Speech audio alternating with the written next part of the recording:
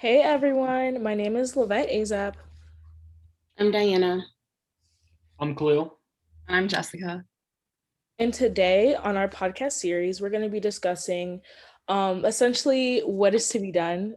Is the way out the way through, or do we need to completely deconstruct the medical system in order to adequately serve all of the different races and kind of break down that racial stratification? So that's what we're going to figure out during this podcast. So I don't know if anyone has any beginning thoughts. I feel like I always ideally I picture that we need a completely different system, but I think that that's probably harder to grasp. Like it sounds better in theory, but might be harder to actually make happen. Um, so I think that sometimes the answer can be just trying to take whatever little steps that we can to slowly break it down, like using the system to make it better in a way. Sometimes I think that is what is necessary. So you're saying that the way through is a better option, pretty much. I think that it's hard for me to decide because I don't necessarily think that. I think in an ideal setting, it would be much more effective to just completely start over or something like that. But I think that that would be really hard to actually get done because that would include getting so many people on board, and I think that might be harder in a sense. So sometimes I think it's okay to settle and try to use the system to make it better benefit like any race. Mm. Um, I want to say a couple of things. Um, I think first off, if we decide or if a society decides to go through a system, it isn't necessarily them settling for less. I think it's something that creates the most. I think it's the most efficient way of causing change. If you decide to deconstruct a system and then build a new one, does that really mean that the people in society have different mindsets that they once had? Or will it be more of a cycle? So we deconstruct a system, build another one.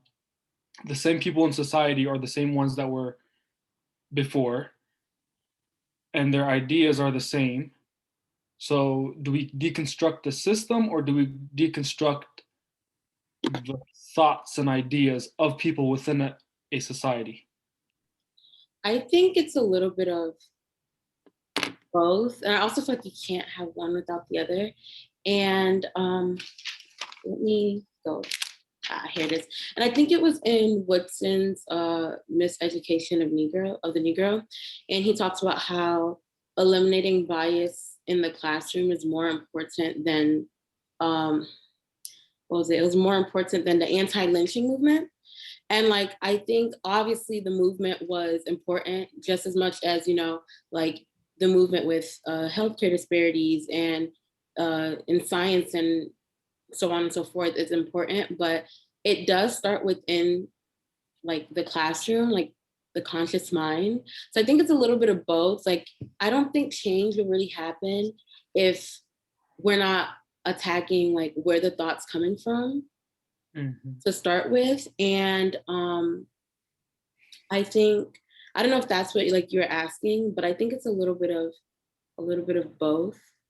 Yeah, I mean, I'm on board with that, but I'm just also implying that we can't really change the way thoughts are in people and ideas. I mean, only with very long periods of time, over generations, could we see change for the better, in which then we may not even have to deconstruct systems. We just change them or modify them for equality, I guess. Um, but I'm saying we can't really do anything with any kind of system um, without changing the ideas and thoughts of people in regard to race. I think that's number one. Yeah, And then we can do anything else we'd like to do in regard to changing and modifying systems. I get I what thought, you can go ahead. Oh no, I was just saying I agree with what he's saying.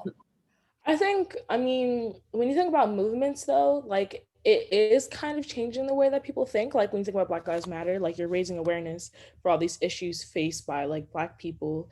And even though like people are always going to be able to decide what they think, I guess, like when you say the way out is the way through, like you kind of are hoping for those like incremental like changes in overall thought. Like you're hoping for people to think that Black people, like Black Lives Matter, or like even right now with the whole Asian movement going on with a lot of racism, like people are like, this is like a movement kind of, it's like the start of one where people are starting to understand, hey, like Asian people have been ignored in racism for a long time. Like we all need to think about this. Like, what does that mean for how we think about racism? I don't know if that makes sense, but like I feel like when we say we can't change like thoughts, like I think that's the purpose of a movement, like to kind of change a thought. And then when I think about how we talked about like whiteness as property and how that just means like a lot of things, I guess. Like, so when I think in the notes it says, by American law, to be white is to be a subject of insurance. Whereas if you're not white, you're an object of insurance, which means that you're kind of like a risk. I think that that's something that we should probably think about. Like, how can we change those overall perspectives as it relates to medicine so that we don't think of Black people as objects? And American law doesn't denote Black people as objects. We're looking at them as kind of equal, I guess, to white people, in the sense that like everyone is kind of on the same playing field. Like how can we um modify this system so that the policies do not like leave out minorities? I don't know, hopefully that makes sense to everyone. Kind of like my own rampage, but No, it makes sense. You say how can we modify systems? I mean, that's the question that we all wish we had an answer to. But I think I want to point something out in regard to what you said. You said something about movements and having movements creates hope that change will happen. Correct? I didn't say that, but I mean, yes, Okay. I guess. I mean, I guess that's kind of like what I'm saying, I guess. So yeah, I'm just saying like I agree with that. I mean, having movements such as Black Lives Matter is a way for um, hope to is a way for us to have hope. But what I'm trying to say is it enough hope, or does it not? Is it enough hope, or does it create the change that is needed? Like hoping for something and having something done are two different things. Right. Because I can hope all day long, you know what I mean? But like, I don't think a movement is necessarily like hope. It's kind of like you're advocating for like these injustices to be like reversed. And honestly, I personally think that movements, like I'm kind of with Coates on this, where I think we need to kind of fight policy with policy. Like if we want to see change, we need to like enact these policies, but that's what the movement does. It brings awareness to these policies and it advocates for these changes to be made. And that's why I said I didn't really say what you said, because it's not hope, kind of. I mean, I guess you can say that you're going into it with hope, but you're more so like you're bringing awareness, like Black Lives Matter, you're bringing awareness to the fact that Black people are disproportionately impacted by police brutality, which is now a public health issue as a result of the movement. Like, and when you think about things like, so I agree with, but I also have an issue with people like posting like the death of Black people, because my issue is that when you post the death of Black people so frequently, it normalizes Black death, and it's easier for us to see it all the time.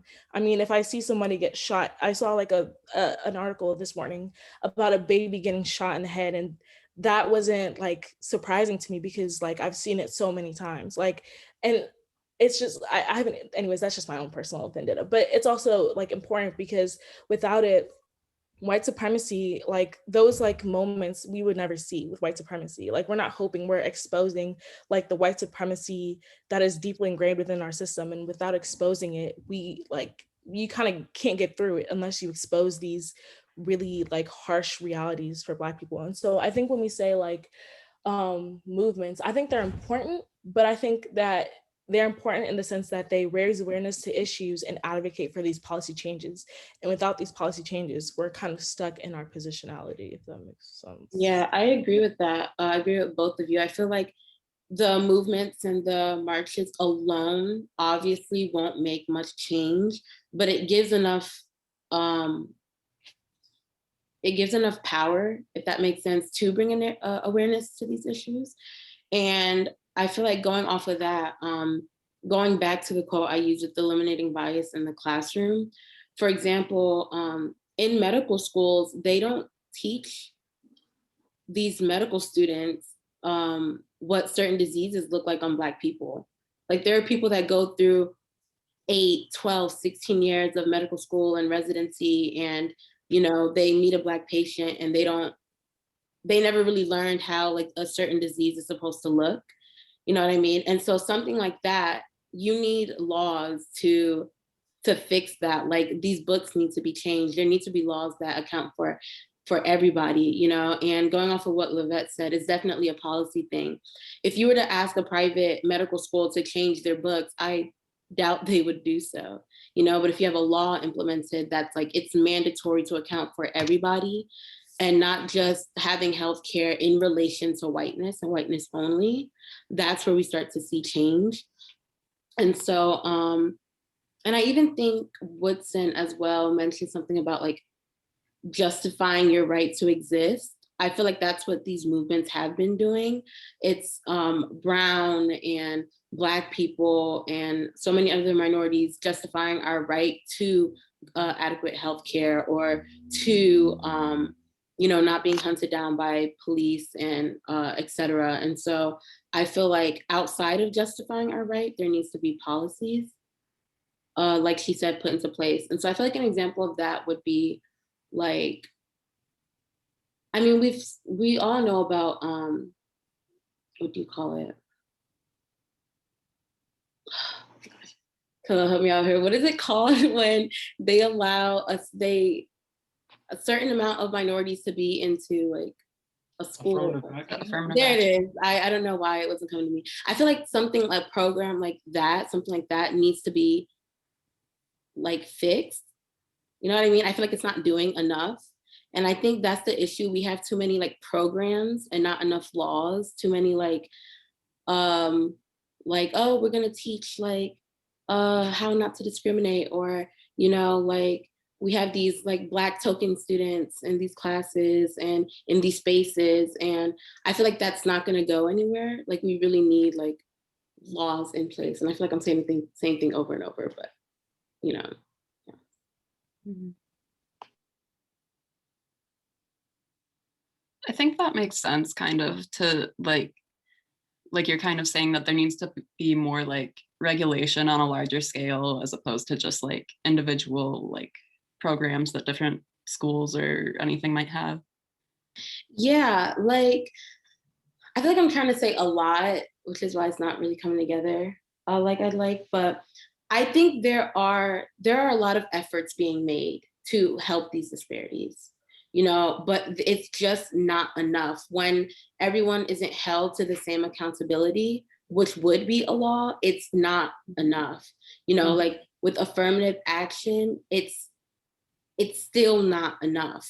You know, it really needs to be torn down and rebuilt up to where everyone's given the same opportunity, you know? And I feel like with that, that's when we're gonna get the changes in the health field, when you have more minorities in these spaces, and you have more laws that are protecting them, and not just like programs that make it look pretty on the outside, but they're really not getting anything done on the inside, you know? So are you saying that deconstruction is better, or are you saying that the way out is the way through for medicine? I think I'm saying, I personally feel like deconstruction is better. I also understand, I think Jessica mentioned it, that it's extremely hard. So I feel like in the meantime, if it means like redirecting laws that are already existent, then so be it.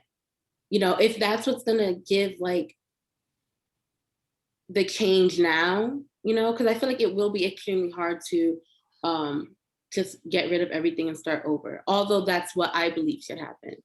I don't know if that makes sense. The only thing that like I always struggle with, like how, like when you talk about deconstructing the medical system, Mhm. like what exactly does that mean? Because does that mean that because when you think about it, that's like hundreds of years of scientific information that was, you can say, was retrieved. I Right. mean, you can say it was retrieved from a like racial like basis, like racist basis. So like, are we throwing out that entire thing and redoing every experiment? Because if you think about BMI doesn't, like, it really doesn't work for Black people, like the populations, but people still use it today to say, are you overweight or not? Right. But if you think about the way that, so there's actually an article that I was looking at right before this, where it was talking about how the way that we use white people as the control group, like very racist because it leaves out the variations from Black people. And even when you think about the Human Genome Project, like it left out a lot of Black people. And when you think about the people in Africa, like the article was saying how like they have a lot of variations, which would be really important for the human genome, but they weren't really included. So like when we say that we're deconstructing the medical system, are we tearing down everything that we know and we are rebuilding it so that it is all inclusive? Because the information that we have today is not inclusive to Black people. That's why, or like even the attitudes within like medical doctors, like why do you think like Black women die 200% more than their white counterparts when giving birth? So it's like we would have to reconstruct the entire thing, which is like years and years and years and years and years of like research. And it's like, how do you do that with still providing care for people who are dying every day from diseases? Like, Right. I have a question. Wait, so are you saying like, am I saying deconstruct the medical system? yeah. No, I'm not saying deconstruct the medical system. I'm talking about um not specifically the medical system, but the system in general. Like in order to Oh, get, because I wasn't sure whether you guys are talking I was specifically. talking about the medical system when I Okay, asked I the wasn't question. talking about the So I medical guess system. it's up to y'all, like however you want to Okay. do that. But. Yeah, no. I definitely agree. I don't think the medical system needs to be like deconstructed. And I think that's what I was trying to say. Like, I feel like the system needs to be deconstructed, the like general system that we've talked about. And then that's why I was like, but when it comes to like the specifics, like the medical system, that's very hard to do. So they should just like take the laws that already exist and make it work to include minorities. So I'm kind of like a little bit of both. So generally, I feel like we have a system that the racism is so intertwined that it needs to be dismantled. But when it comes to like these subcategories, it's not that easy because, like you said, the medical field has come an extremely long way. So I think those laws that are already in place just need to be fixed, if that makes sense. So I Yeah. don't think the medical system needs to be dismantled.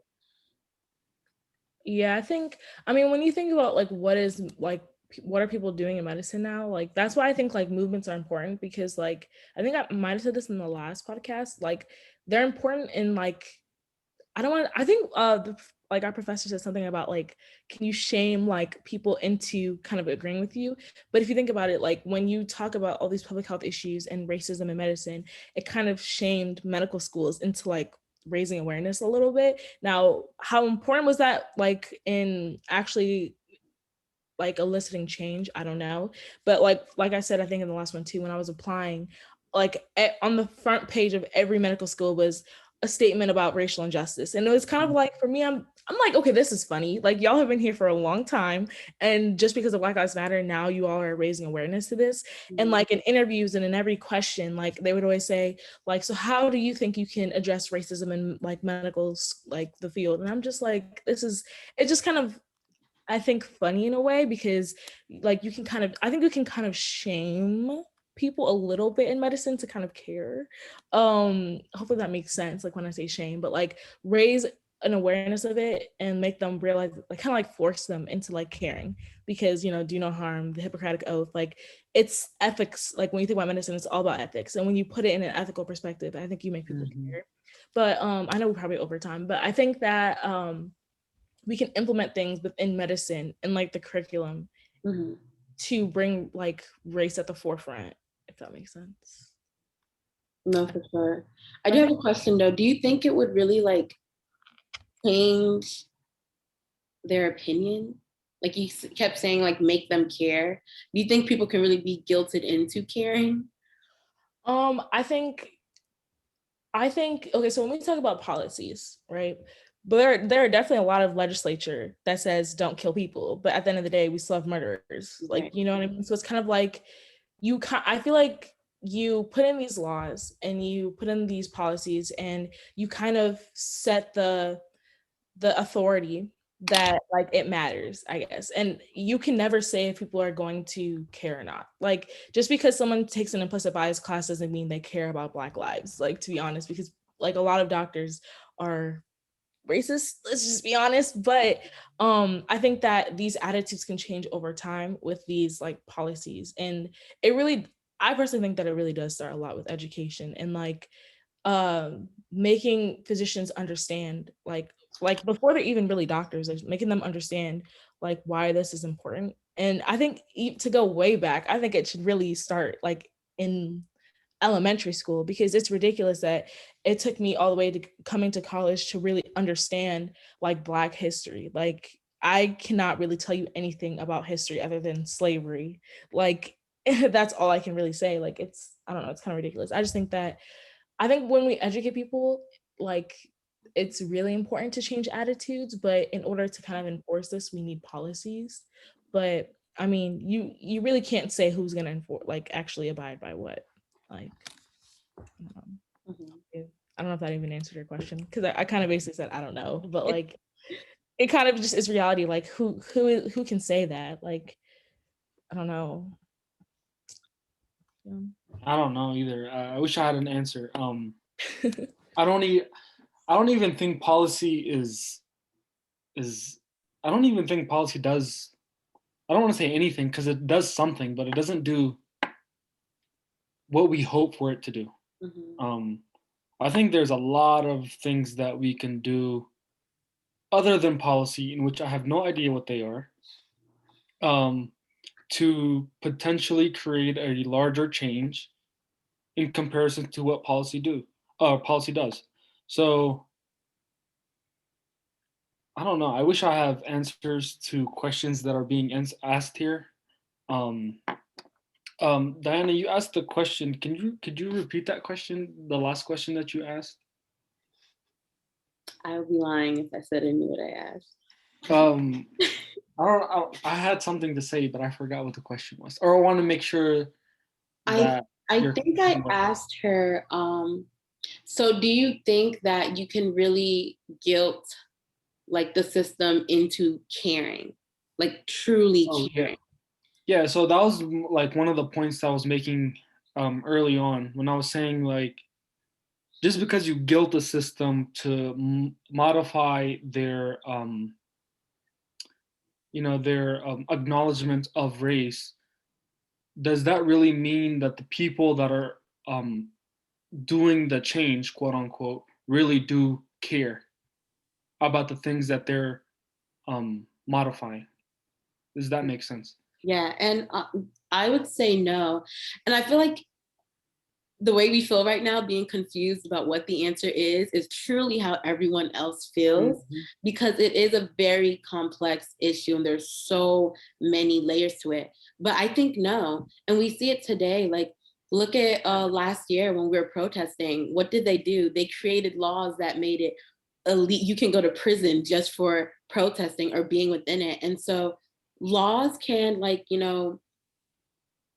even within policy, it can harm even more. And so it is really hard, like, oh, we need to change policy, but we've watched time and time again how this government has managed to like change policy with hidden agendas. So it's like on the outer side, like, oh yeah, we're helping you out. But then you look in it and really nothing's changed. If even it's worse, you know, so much more restriction put upon minorities. So yeah, I'm not surprised it's a hard conversation to have because it's a cycle. I mean, yeah. we raise awareness for something. Laws are implemented, um, but not the laws that we want. Um, they're just laws. I call them like hush laws. They're just like hush you up, and then it gives the people in power the time to continue on with their agenda until somebody's like, whoa, hold on, these laws that you guys put on, they don't really do anything. We're in the same thing we were, a year ago or 2 years ago, whatever. So it's like, just because there is an agenda that is being enforced by the people of power, implies that people don't really care as much as we want them to. Um, so And yeah, I think we see that too with like affirmative action, and like in one of the readings that we had, and I cannot remember which one that was, but like it talked about how like there was a lot of pushback to affirmative action, even though it didn't necessarily say that we are taking away power from white society. It's just making it so that it's a little, like the tiniest drop, more equal. And there was a lot of pushback to it because like a lot of people felt like they were essentially trying to take away like the rights kind of and like the power from white people and kind of give it to black people. And I think that was just really interesting, like because even though you make these changes, like there's always going to be pushback, not everyone's going to agree. right. And so yeah, I don't know, I feel like kind of went with back with what you were saying. No, and I agree. I think that goes to show just how a policy can be problematic and look like they're trying to help, but in reality, it's not doing much. Like I know in a previous class, we were talking about how at a school, like this white man was upset about affirmative action because he felt like because of affirmative action, he wasn't able to get into medical school or something like that, right? But then you look at the numbers and only 16 out of 100 students were Black students, and then it goes to show you that like how many more students could have been in there if affirmative action didn't require those seats to be taken.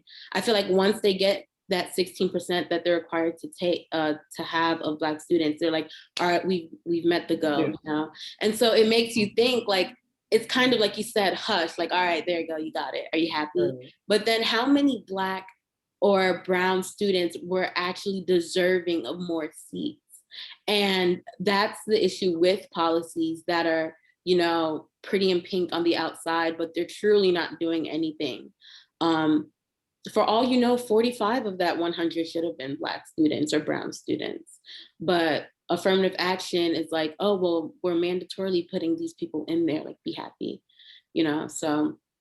I want to say that I think affirmative action and policies that are similar to affirmative action, they do something. I don't think they don't do anything. I think they do something, but it's like the highlight of this conversation. Is it enough? They don't do enough, I guess, is what I'm trying to say. In the case that Diane is mentioning, we're in the same class. So this state was in California, in which there is a huge population of Black and Latin people. So when you say 16 out of 100, I think that number should be much higher. So I don't know how they decided on 16. They could have taken the ratios of different races in that specific city or in the US population in general, I guess. But I mean, all in all, I think affirmative action does something. I think it doesn't do enough. And I have a question going off of that.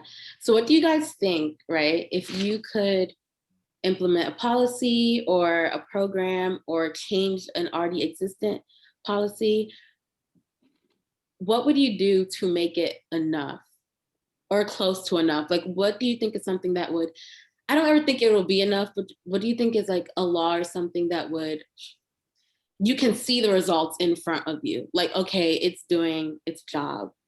Like, do you guys have one in mind? I guess this might not quite answer that, but I know in something we read this week from Delgado, I know he was like the critical race theory, he was, which is already like pretty optimistic as we discussed in class, but I know he mentioned that like the idea of having like whenever a new like major policy is made, like it should be second nature to like include like to take into account like minority viewpoints, like that should just be second nature. And I think that should apply to any policy that could be made. For it to possibly be enough, I think it always has to be like take into account the minority viewpoint, or better yet, like uplift that even higher, like make that almost more important than whatever viewpoints already exist, if that makes sense. Right, yeah. And then I think for, oh, sorry, go ahead. No, go ahead. I think for me, I don't know, I've been thinking about it for a while, but I don't know if it would do much. But you know how city planning, they have like specific things, like within 50 miles, there needs to be a hospital. Within this many miles, there needs to be this or that, right? I think there should be laws that are, because we know in rural areas, they don't have access to healthcare really. In a lot of heavily populated like minority areas, they don't have access to healthcare. And so I think a push would be like making it mandatory for there to be certain like hospitals or clinics like available. And I feel like at least when it comes to healthcare disparity within minority, like the literal location, I think that could be a step to help there. I think that's something that once they start like building, we could physically see the change in people that are able to get healthcare. That's just one of like 1,000 other things that need to happen to help, but that's one that I would like to see.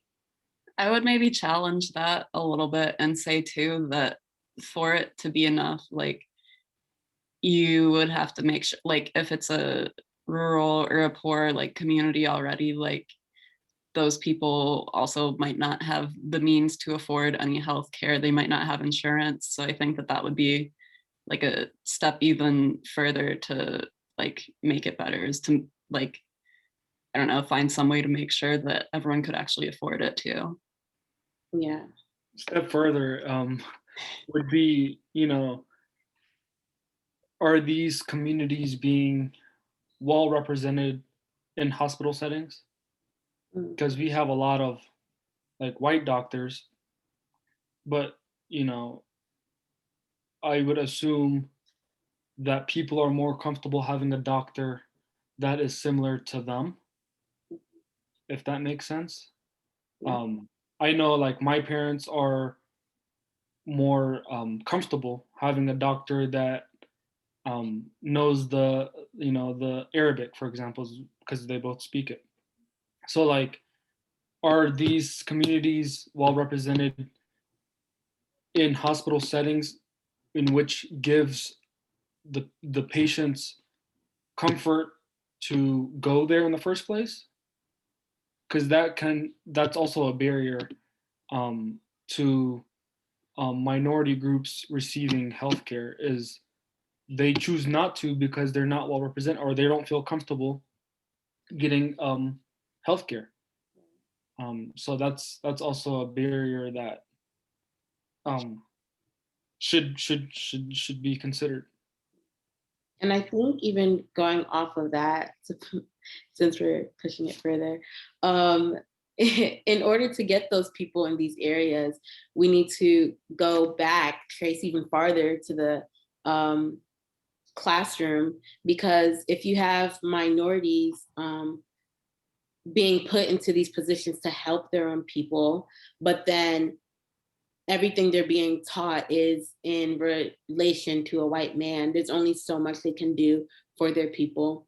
So I think that pushing back to classroom it needs to be, what's being taught needs to be regulated so that these minorities can go off and help their communities the right way and in relation to themselves and not just one other race. I agree.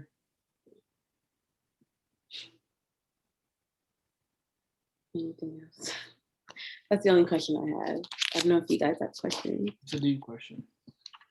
Well, after having this conversation, I think we have a little bit of a better understanding of what needs to be done. Not completely, but I think we're all in agreement saying that, well, at least I'm saying that policies, laws are simply not enough. How we get it to enough is a question that I don't have an answer to. That's pretty much where I'm at right now. Yeah, I would agree. I think for my conclusion, and like you said, I think the policies are doing some of them are doing what they're meant to do. Some of them are enough for now. Some of them were enough when it first came out, like 30, 40 years ago. Some of them need to be rewritten, revamped. Some need to be completely eliminated, but there is no general rubric for how to fix this all at once. And I think that's something that we, being a young generation, will work towards, hopefully.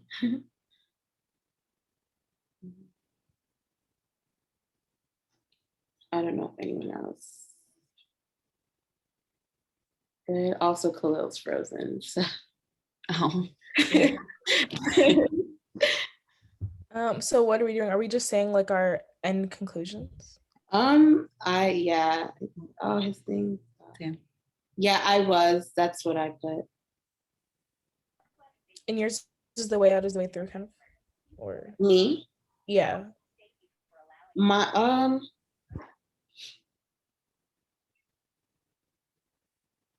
I'm gonna have to think about that for a second.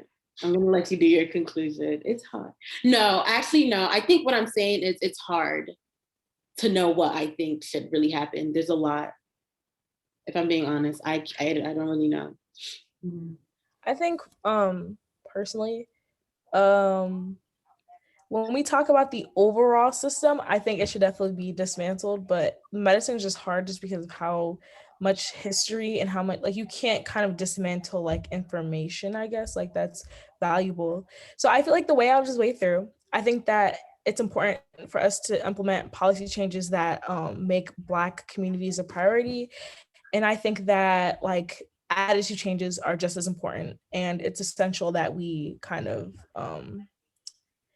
we implement these different programs to kind of, I mean, you can't make people care, but you have to kind of like hope that these attitudes would change over time. And I know hope isn't like enough sometimes, but with medicine, and when you're talking about like people who are coming to serve like the diverse patient population, I feel like this is kind of like the. Sorry, what was the last thing you said? Your sound went out. Oh, I was basically saying that like with what's it called?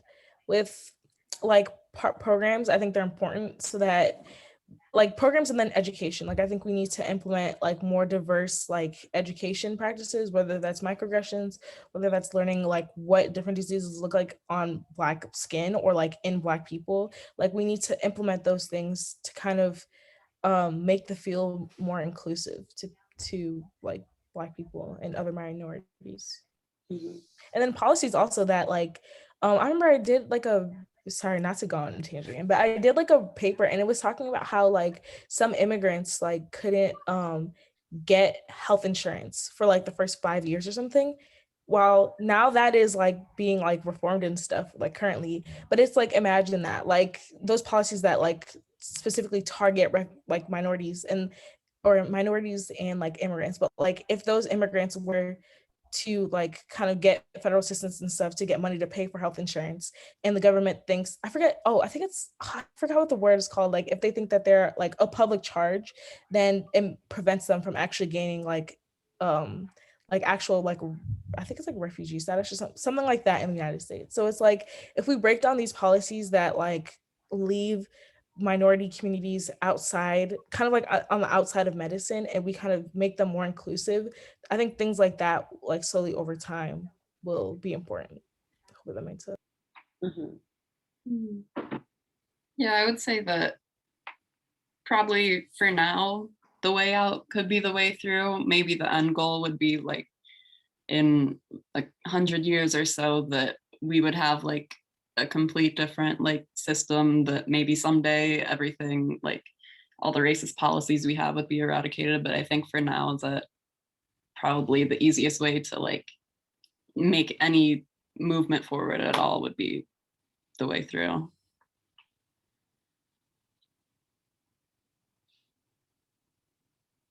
Sure. Also, I'm totally editing this video to feel better. Is there anything else? Any other changes you guys want to see? I don't know. And I think that's all I got.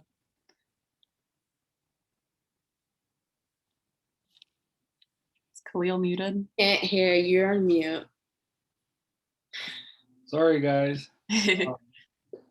I got kicked out for a while and then I came back.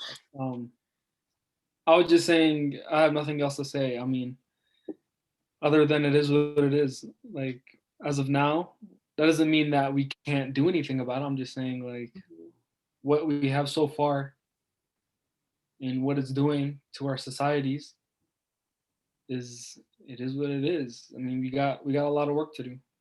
Say that. For sure. I think on that note, we said what we got to say. I'm going to look through the video and I'll probably let me stop recording. Are we good to stop recording? Okay, I'm gonna edit